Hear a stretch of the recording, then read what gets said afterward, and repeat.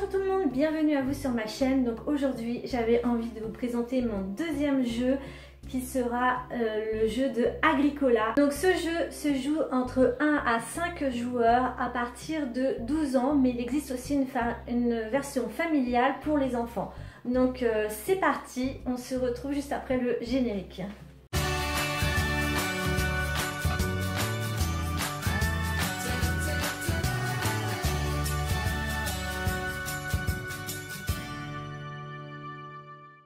Dans cette vidéo, je vous mets aussi dans le petit i quelqu'un que j'ai trouvé sur internet qui explique le jeu d'une manière simple et efficace en 5 minutes. Et donc cette vidéo sera en deux parties. La première partie, je vous montre grosso modo à quoi ressemble le jeu sans vous expliquer vraiment les règles. Et dans la deuxième partie de cette vidéo, je vais vous faire un parallèle entre le jeu et la petite ortie. Première partie, je vous montre le jeu. Voilà à quoi ressemble votre plateau personnel. Donc au début, il n'y a absolument rien du tout. Vous avez la période du tour, des cartes de tour. Donc à chaque période, nous allons retourner une carte qui se trouve sur le centre du plateau. Et ici, on peut voir qu'on pourra avoir dès la première période des moutons, on va pouvoir cuire du pain, des aménagements et faire des clôtures. Dans la période 2, on va pouvoir rénovation et aménagement. On va pouvoir récolter de la pierre. Il va y avoir de la naissance au niveau des humains, hein, pas par rapport aux animaux, et des aménagements mineurs. Ensuite, en période 3, on va pouvoir avoir des sangliers et des légumes. En période 4, il y a les bœufs et la pierre qui arrivent. En période 5, il y a du labourage et semailles et des naissances même sans pièces libres. Bon, ça c'est un peu particulier à vous expliquer comme ça. Et la rénovation des clôtures, rénovation et clôture en période 6. Donc tout au long de la partie, on va se positionner avec nos bonhommes sur des cartes qui vont nous permettre de récolter du bois, de l'argile, de la pierre, des roseaux, des céréales, des carottes et des points de nourriture. Nous allons construire donc des champs où dessus on va cultiver des céréales et ici des carottes. Nous allons faire des clôtures ici où on va y mettre des moutons et on va construire des étables pour qu'il y ait davantage de moutons quand il y aura des naissances. Ici, il y a des bœufs, donc pareil, une petite clôture avec une étable. Et là, il y a les sangliers, pareil, une petite clôture et une étable. Ça, c'est vraiment, ce plateau-là, c'est quand on arrive vraiment à la fin du 14e tour. On a à peu près ce plateau-là, sachant que ici, si vous n'avez pas clôturé ou vous n'avez pas cultivé, ce sont des points perdus. Il faut vraiment que toutes les cases qui sont là en dessous soient remplies, soit par des cultures, soit par des animaux. Voilà. Ici, je vous présente un peu le plateau central. Donc là, vous avez des pièces à construire. Le premier joueur, récolter des céréales. Ici, vous labourez un champ. Là, vous avez une construction d'une étable. Ensuite, ici, vous pouvez récolter des points de nourriture. Là, on va cuire du pain, on récolte du bois, on récolte de l'argile, on récolte du roseau. Il y a des points de nourriture. Ici, on peut avoir notre premier mouton. Là, on va faire des clôtures. Ici, on va pouvoir prendre une carte d'aménagement. Là, on va pouvoir rénover notre maison, de la passer du bois à l'argile, puis après à la pierre. Ici, nous récoltons une pierre. Là, il va y avoir une naissance et un aménagement. Ici, nous avons une carotte, là, un sanglier. Ici, on peut de nouveau récolter de la pierre. On va avoir notre premier bœuf qui arrive à cette période-là du jeu. Et ensuite, on peut faire des naissances, voilà, des bébés. Ensuite, nous pouvons labourer un champ et cultiver directement dessus. Alors avant, on pouvait d'abord labourer un champ, puis ensuite cultiver dessus. Donc c'est une action double. Ensuite là, on va pouvoir rénover notre maison et aussi faire des clôtures. Donc voilà. Voilà un peu le jeu, comment il est. Je vous montre rapidement aussi ce qu'on peut avoir dans les aménagements majeurs. Donc on peut construire un foyer qui va nous donner des points de nourriture. Ensuite le foyer va se transformer en fourneau, donc un peu plus amélioré. Ici on va avoir un puits, très important quand on veut vivre en autonomie. Nous avons un four en briques, de la menuiserie, de la poterie et de la vannerie. Pour vous faire aimer ce jeu, je me suis dit que vous avez besoin de visuels et pour cela, je vais, quand je vais vous parler du jeu, je vais mettre des images d'une chaîne YouTube que j'aime beaucoup qui s'appelle La Petite Ortie et je trouve que ce jeu fait vraiment référence à ce que la Petite Ortie fait dans son jardin, dans sa micro-ferme et du coup, c'est parti, je vous présente le jeu. Donc on commence tout de suite dans cette deuxième partie. Donc là il n'y a absolument rien, le plateau commence comme ça et donc tout au long de cette préparation je vais vous faire un parallèle un peu entre ce plateau là et la Petite Ortie. Donc ici nous avons la Petite Ortie et Abdel et je ne connais pas le prénom de la Petite Ortie, donc si vous savez son prénom dites-le moi en commentaire ou si elle passe sur ma chaîne qu'elle me le dise si elle le souhaite. Voilà, tout au long de cette partie on va passer, alors ici vous avez une maison en bois, une maison en argile et une maison en pierre et il me semble que quand elle est arrivée sur son terrain, elle a vraiment rénové sa maison en pierre. Donc là le sol il est déjà fait, enfin la chape et tout a été coulé, par-dessus le chauffage, donc je vous montrerai les photos. Il manque le carrelage qu'on fera tout à la fin. Ensuite, il y a l'enduit sur les murs qui a été fait aussi. Donc là, il va encore s'éclaircir. Il n'est pas encore tout à fait sec. Donc ça fait les joints des pierres. En fait, là-bas, vous voyez, c'est un petit peu plus clair. Donc ici, nous avons Abdel et la Petite Ortie qui va commencer à cultiver, à mettre des agneaux, des bœufs. Bref, quoi, il va y avoir plein de choses. Donc, tout au long de la partie, donc, elle va aller chercher du bois. Et justement, elle a fait une vidéo où elle a acheté une parcelle pour récolter du bois. Que là où je suis actuellement, il ne devrait rester que les sapins. Celui là-bas. Alors, ce sont des pins qui sont très jolis et qui sont assez vieux quand même. Vous voyez qu'ils ont une très très belle écorce. Donc ceux-là, je vais absolument les garder. Ils font bien 30 mètres de haut, là, même peut-être pas 20 mètres, on va dire. Ils sont très jolis et d'autant plus qu'ici, on va avoir un très beau point de vue puisque là-bas, vous avez les monts. Donc une fois que tous ces petits trucs tout fins vont être coupés, on devrait voir un petit peu mieux au loin. Ensuite, ici, on va récolter de l'argile. Et avec toutes les ruines qu'il peut y avoir autour de son jardin, de son terrain, elle récupère aussi toutes les pierres qu'il peut y avoir pour faire des constructions. On a fait ça à midi. Ça ne nous a pas pris longtemps parce qu'en fait, il y avait le gros tas de pierres là que le maçon a défait pour faire l'ouverture. Voilà, c'était surtout pour retenir la terre parce que là, il y avait plus de 50 cm, 60 cm de dénivelé. Là, on a comblé avec un peu de tonte. Donc voilà.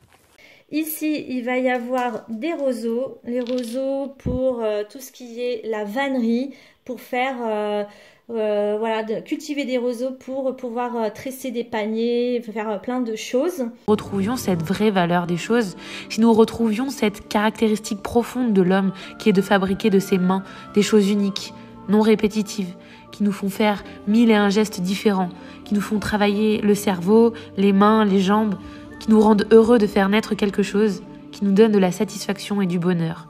Et si enfin nous étions une société où tout ce que nous fabriquons est durable, beau, sans déchets, qu'est-ce qui nous empêche de changer? La facilité?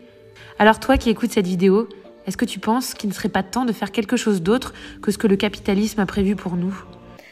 Ensuite, ici, elle va cultiver des céréales qui vont permettre de nourrir à la fois Abdel et la Petite Ortie et plus tard ses animaux. Là, le seigle est en train de commencer à monter en épis. Pas tous. Là, il y en a d'autres qui commencent juste, mais c'est pas encore. Il n'y a pas encore l'épi. Mais ça avance. Peut-être que le grain sera pas très très gros vu que j'ai semé. Ensuite, ici dans ce jeu, il n'y a que un légume et c'est les carottes. Donc des carottes. Il ne reste que les plus petites carottes parce qu'au fur et à mesure, je ramasse les plus grosses. Alors je vous pose, j'ai besoin de mes 2 mains pour dégager tout ça. Allez hop, j'ai les doigts congelés là vraiment. Hop, on va prendre ça, ça suffira pour les carottes râpées. Alors d'habitude je nettoie et je lave dehors. Là je suis tellement gelée que tant pis, je vais mettre la terre à la maison. Allez, une salade et après c'est bon. Et la dernière partie, ça va être des points de nourriture, puisque si on ne mange pas, eh ben on meurt. Donc il va falloir payer un peu les points de nourriture. C'est aussi pour acheter à bouffer pour les animaux, pour les hommes. Bref, il faut des points de nourriture. La petite Ortie, elle a commencé à cultiver des champs où dedans elle a mis des céréales. Donc elle a mis des céréales pour que les animaux soient, voilà, pour nourrir ces animaux. Et aussi elle a mis des carottes pour sa propre consommation. Ensuite ils ont commencé à faire des clôtures pour pouvoir accueillir plus tard des animaux. Donc il a fallu désherber, désherber un peu toute une parcelle pour ensuite y mettre des clôtures, mettre des ruchers, enlever tous les genêts, etc. pour pouvoir faire un pâturage. Donc là, on va enlever les genêts et créer un chemin. Le but, c'est de pouvoir faire le tour de la parcelle en véhicule et de passer les tracteurs sans abîmer la pâture. Ce chemin, il aura aussi un but de chemin de promenade, donc il faut qu'il soit joli. Sur la gauche du chemin, on va mettre une clôture avec des piquets de châtaignier et des lisses horizontales. Cette clôture, elle sera doublée de grillage sur 1,50 m et il y aura aussi quelques arbres fourragers qui seront régulièrement trognés assez bas, comme des tilleuls, des frênes par exemple, et quelques grands arbres style chêne américain, liquide en barre, qui seront là pour former une belle allée. Une fois que les clôtures sont faites, on construit une petite étable pour accueillir les premiers animaux qui seront les moutons dans ce jeu.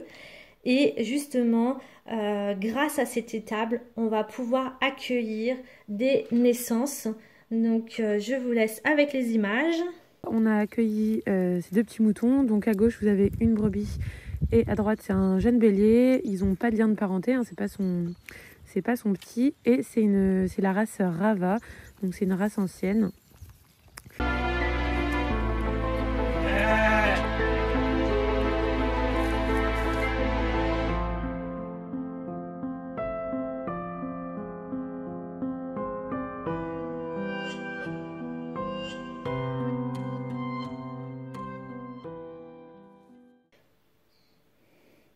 Donc si on veut que la parcelle soit clôturée un peu plus petite pour pas mélanger les animaux, on peut très bien y mettre une autre clôture ainsi qu'une nouvelle étable et accueillir pourquoi pas des sangliers, puisque dans la forêt, dans le terrain qu'elle vient d'acheter, il y a des animaux sauvages et qu'il faut préserver. Donc pourquoi pas faire un enclos spécialement pour les sangliers. Mais vraiment sauvage. Nous, on avait déjà les lapins, donc il suffisait de mettre un petit grillage autour des arbres et puis ça allait. Mais là, nous avons aussi les sangliers, beaucoup de cerfs et beaucoup de chevreuils. Donc ici, on continue à faire une clôture pour accueillir nos 2 magnifiques vaches qui vont donner du lait et notamment... Il y en a une ici, mais vous ne voyez pas sur sa tête, elle a un petit cœur. Ah, enfin, nos petites jersiaises. Alors, je vous présente Lali et Loline. Et Loline, c'est celle qui a le petit cœur sur la tête. Alors, est-ce que c'est pour ça que je voulais absolument celle-là? Oui. Ça fait tellement longtemps que j'en rêvais. Je suis vraiment trop contente. Alors, criez pas victoire trop vite, hein. On va pas faire de vidéos traite et fabrication de produits laitiers cette année parce que ce sont que des petites génisses. Elles ont 9 et 10 mois, donc ça sera vraiment pas pour tout de suite. La petite ortie, elle nous a pas dit, mais bientôt, il va y avoir des naissances au niveau des humains. Bon, elle sera sans doute enceinte un jour quand elle aura estimé que c'est le moment avec Abdel. Et du coup, ils auront l'équivalent de, allez, 3 enfants. Voilà. À un moment donné dans le jeu, il va falloir payer en points de nourriture Abdel, la petite ortie et leurs enfants. Donc, ils ont plusieurs choix. Le premier choix, donc c'est déjà les points de nourriture pure. Donc ici, on va dire qu'ils avaient tout ça en points de nourriture. Donc là, ils ont 2 points de nourriture. Chaque humain vaut 2 points de nourriture. Donc voilà. Et ici, il reste 2 personnes à nourrir. Donc ce sont leurs enfants. Ils ont le choix. Soit ils tuent un mouton. Donc le mouton avec cette carte. Si elle avait acheté cette carte, un mouton vaut 2 points de nourriture. Donc du coup, on le sacrifie, on le brûle, on le mange. Et du coup, lui, il a 2 points de nourriture. Ensuite, il y a une phase de récolte. Donc, à chaque fois, on enlève du champ. Voilà, on dit que la phase est terminée. Et du coup, il y a des céréales ou des carottes qui retournent à la réserve. Une carotte, si elle avait acheté le fourneau, une carotte vaut 3 points de nourriture. Donc, du coup, je bazarde la carotte. Et du coup, ici, je peux nourrir mon dernier enfant. Donc, voilà, tout ça, voilà, elle donne tout ça en points de nourriture. Ça repart à la réserve. Et maintenant, vient les naissances. Donc, ici, j'ai une étape, il n'y a pas de problème, même si le carré, il est tout petit. J'ai une nouvelle naissance de sanglier. Ici, il n'y a pas de problème, il y a assez de place. Je peux accueillir un nouveau mouton. Et également ici, la clôture, elle est assez grande. Je peux également accueillir une nouvelle vache. Voilà le jeu. Voilà pour ce qui concerne ce jeu de Agricola que j'aime énormément. C'est un jeu auquel on le sort de temps en temps avec mon mari, pas assez souvent à mon goût, mais c'est un jeu, comme je vous ai dit, à la fois frustrant parce que c'est à la fin du tour 14 que nous avons enfin créé notre micro-ferme et qu'on commence à prendre plaisir que le jeu est fini. Donc c'est un jeu qui est vraiment prenant, c'est une demi-heure par joueur, il faut compter une demi-heure par joueur. Et voilà, j'espère que vous avoir fait aimer ce jeu, que vous allez le noter dans votre liste de Noël. Voilà, faire un cadeau à un proche qui a une micro-ferme ou qui aime tout le côté nature, les animaux, etc. Donc merci de m'avoir écouté dans cette vidéo. Je vous dis à bientôt et je vous présenterai un nouveau jeu de société concernant tout ce qui est l'agriculture, l'écologie, dans cet univers-là avec des ressources. Donc merci de m'avoir regardé. N'hésitez pas à regarder ma première vidéo que j'avais fait sur les jeux de société qui concerne la forêt-jardin. Donc merci, bisous, bye bye.